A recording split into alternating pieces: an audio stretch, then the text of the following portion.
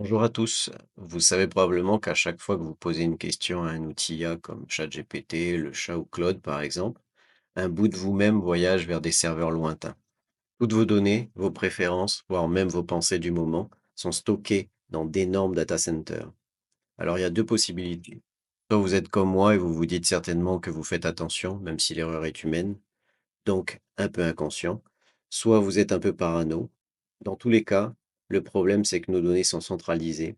Elles savent entraîner des IA sur nos envies, nos besoins, nos peurs et même notre santé. Bref, toutes ces données valent de l'or pour les majors IA. Quoi qu'il en soit, je vais maintenant vous présenter une alternative, c'est donc une IA également, aussi puissante que votre assistant favori, ou presque. Le gros avantage, c'est qu'il ne quitte pas votre PC et donc vos données restent confidentielles. Zéro transmission vers le cloud, zéro espionnage, juste vous et votre navigateur. C'est là que l'extension Native Mind entre en scène. Avant de rentrer dans les détails, j'ai une question toute simple à vous poser. Est-ce qu'il vous est déjà arrivé d'hésiter à poser une question un petit peu embarrassante à ChatGPT ou à un autre outil? Quoi qu'il en soit, avec Native Mind, vous posez toutes les questions que vous voulez en toute simplicité. Et le must dans tout ça, vos données restent chez vous.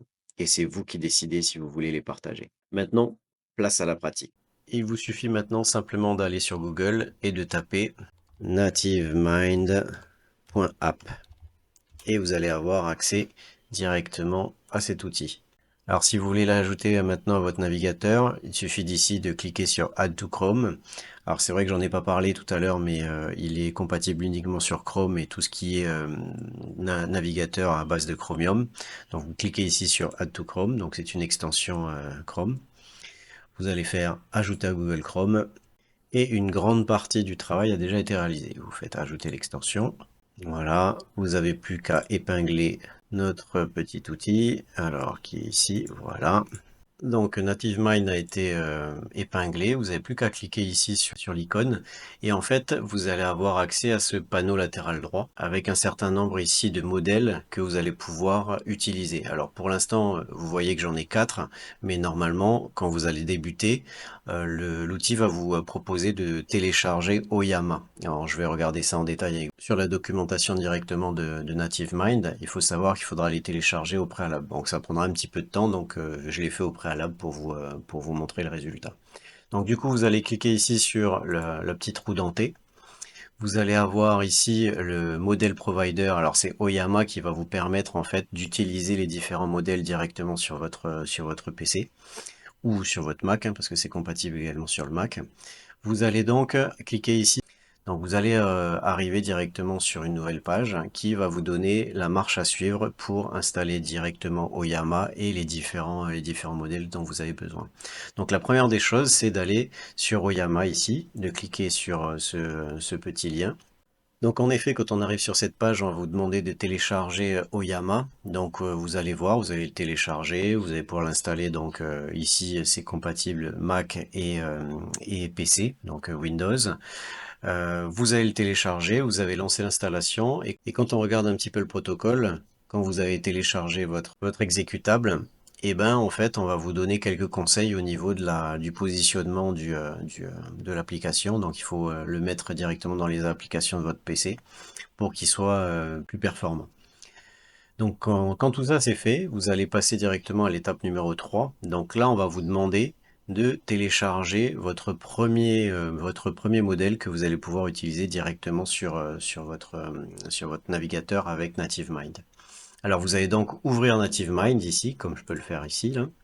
Vous allez ouvrir Native Mind et vous allez aller sur la petite roue dentée et on va vous demander de choisir un modèle. Alors là, pour l'instant, j'en ai 4 qui sont installés, mais j'en ai d'autres qui n'ont pas été encore installés que je pourrais faire par exemple. Donc là, ici, la prochaine chose que je voudrais installer comme autre modèle, c'est Gema 3 12B. Donc 759 gigabits, je clique dessus et en fait, vous allez voir que le bouton Download devient disponible. J'ai plus qu'à télécharger le modèle. Donc je lance le téléchargement du modèle. Vous voyez 7,59 Go.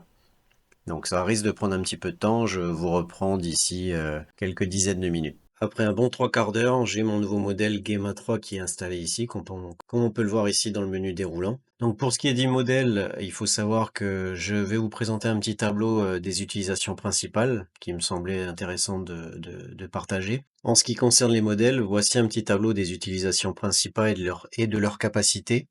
Donc de chaque modèle qui est disponible directement via NativeMind et utilisable sur Oyama.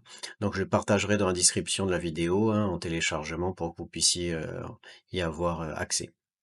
Donc maintenant que je vous ai présenté ça, avec les différentes qualités des différents modèles. Maintenant que votre premier modèle est installé, on va pouvoir passer à l'utilisation de l'outil. Alors l'utilisation de l'outil. Petite minute avant ça, bien sûr, il faut qu'on aille regarder dans les paramètres, tout simplement, s'ils sont corrects. Donc déjà, il faut vérifier que Oyama a bien été installé et donc bien connecté à NativeMind, que le modèle que vous avez choisi ici en fonction de ce ou de celui que vous avez téléchargé corresponde bien à vos attentes et à l'utilisation que vous allez en faire.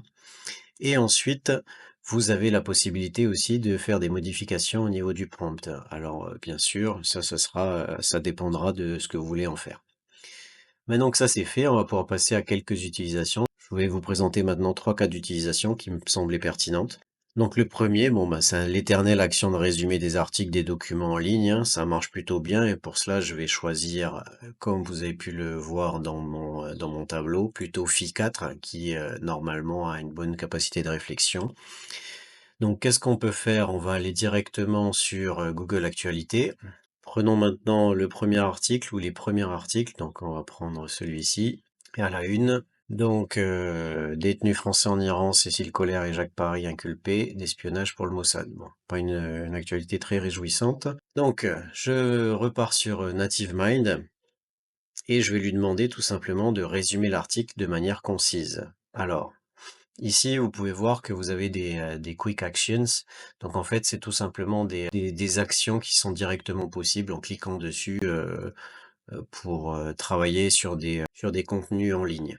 Bon, vu que c'est en anglais, si on lance ces actions, elles vont être, vous allez avoir des résultats qui vont être en anglais. Donc je préfère écrire ici ma demande. Donc ma demande, ça va être, comme je vous l'avais dit, alors je vais écrire résume l'article de manière concise. Alors, là, NativeMind, ou plus le modèle qui a été défini dans NativeMind est en train de travailler. Alors vous allez voir, c'est quand même un job qui va être fait correctement par l'outil, hein, mais il faudra du temps. Et je ne vous en ai pas encore parlé au niveau du setup qui est nécessaire pour faire tourner cet assistant. En fait, plus vous avez de mémoire, mieux c'est. Il faut aussi avoir une carte graphique qui est assez récente. Donc pour ma part, moi je tourne avec un i7 12700, 32 Go de mémoire et une GeForce 3070 Ti. Donc je vais vous mettre une capture là de la consommation, on va peut-être la regarder même directement de ma consommation de mémoire et du processeur pendant l'utilisation. Et vous verrez, c'est quand même assez important. Donc regardons ça. Je vais dans le gestionnaire des tâches. Vous voyez qu'au fur et à mesure du travail du modèle de langage, vous voyez que Oyama prend grosso modo entre 40 et 50% du processeur. Et là, je suis à près de 30-35% de mémoire. Donc, sachant que j'ai 32 Go ici de mémoire et j'ai donc le processeur i7 12700. Donc, vous avez ici le résumé qui se fait. Bon, bah, vous avez bien vu, hein, c'est pas un résumé qui est aussi rapide que si vous étiez directement sur ChatGPT, Claude ou tous les autres outils online. Mais ça fait le travail. À la fin du travail, vous voyez qu'on est repassé à 0% pour Oyama. Toujours quand même 31% au niveau de la mémoire. Ça prend quand même pas mal de mémoire. Et donc, vous l'avez ici, votre petit résumé de manière concise de l'article. Vous voyez que c'est un article qui est pas très très long, donc il n'avait pas grand-chose à écrire. Ça, c'était le premier cas d'utilisation. Alors maintenant, passons au deuxième cas d'utilisation. Donc, le deuxième cas de figure. À mon avis, il est un petit peu plus intéressant. Donc, avec NativeMind, ce qui est pertinent, c'est que vous avez la possibilité de lui demander d'analyser plusieurs sources en même temps, donc plusieurs pages. Donc, on va sélectionner plusieurs articles. Alors ici, on avait sélectionné celui de CNews, on va prendre celui de France Info et du Monde. Allez, pour respecter la pluralité. Voilà. Donc, vous voyez que vous avez ouvert donc les trois ici différents articles issus de trois journaux différents. Donc, je peux revenir ici, comme je pourrais très bien retravailler sur un des autres médias, et je vais lui dire Alors, vous pouvez voir ici que vous avez un petit plus et en fait, ce petit plus, il est très intéressant dans le sens où il va vous permettre de récupérer plusieurs sources. Vous allez pouvoir sélectionner plusieurs sources. Donc, je vais sélectionner les 3 dernières sources, pardon. Donc ici, détenus français en Iran, Iran, Cécile Collère, Jacques Paris et Iran, etc., etc. Bon, je les sélectionne et donc je vais lui demander d'agir sur ces 3 liens, sur ces 3 articles différents. Je vais donc lui demander de me présenter sous forme de tableau les différences d'analyse des auteurs concernant ces 3 articles. Donc, marquons-le tout de suite. Présente-moi sous forme de tableau les différences d'analyse des auteurs d'articles. Et je lance. Donc là, ça va être un travail qui va être quand même un petit peu plus laborieux, qui va nécessiter un peu plus de travail.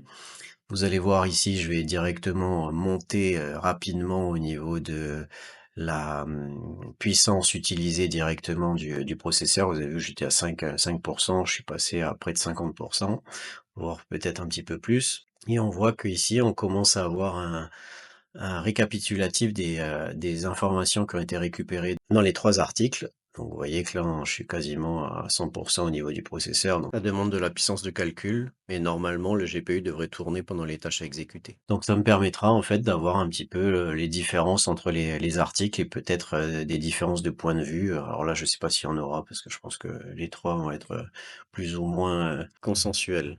Et je vous reprends dès que c'est fini. Voilà, après un petit peu plus de 2 minutes de réflexion et de travail, voilà ce que l'outil nous a donné, donc le FI4 là.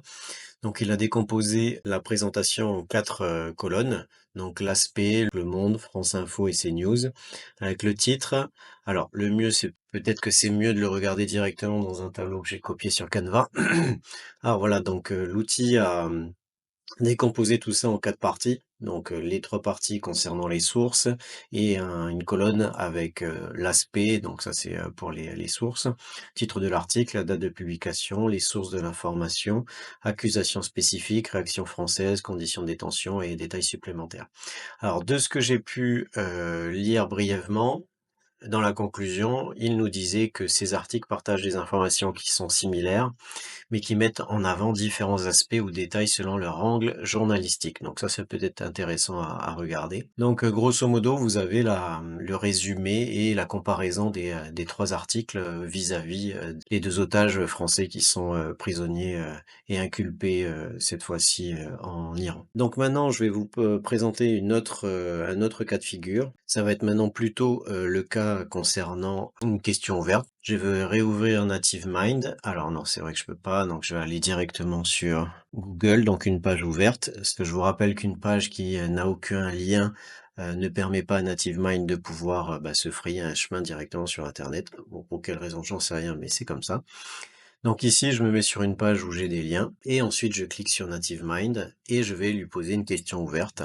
Alors à savoir, est-ce que le mois de juillet est en général un bon mois pour la bourse? On va voir ça tout de suite. Est-ce que le mois de juillet est en général un bon mois pour la bourse? Et on va voir ce qu'il va pouvoir nous trouver. Alors là, du coup, il va encore aller faire ses recherches, c'est-à-dire que lui, il va aller récupérer plusieurs sources et il va nous faire un petit bilan final. Donc je vous reprends d'ici quelques minutes pour vous montrer le résultat final. L'outil va donc faire appel à un certain nombre d'articles et d'informations de sources diverses pour pouvoir se faire sa propre idée et donc nous faire une réponse. Donc vous voyez qu'ici, il l'a structuré en 5 points. Et en résumé, on vous dit que bien que le mois de juillet ne soit pas systématiquement meilleur ou pire pour la bourse, il est souvent marqué par une volatilité accrue et des ajustements stratégiques de portefeuille.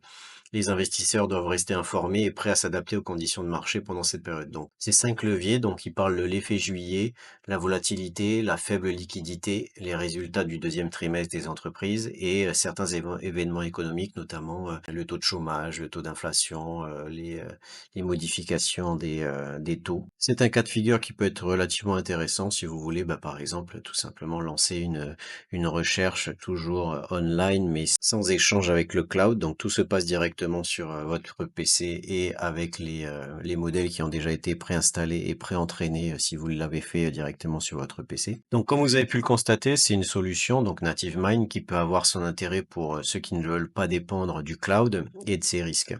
D'autant qu'il est possible, d'après le GitHub, de pouvoir entraîner ces modèles selon vos besoins. C'est-à-dire que vous pouvez les entraîner, donc les fine-tuner en fonction de vos nécessités.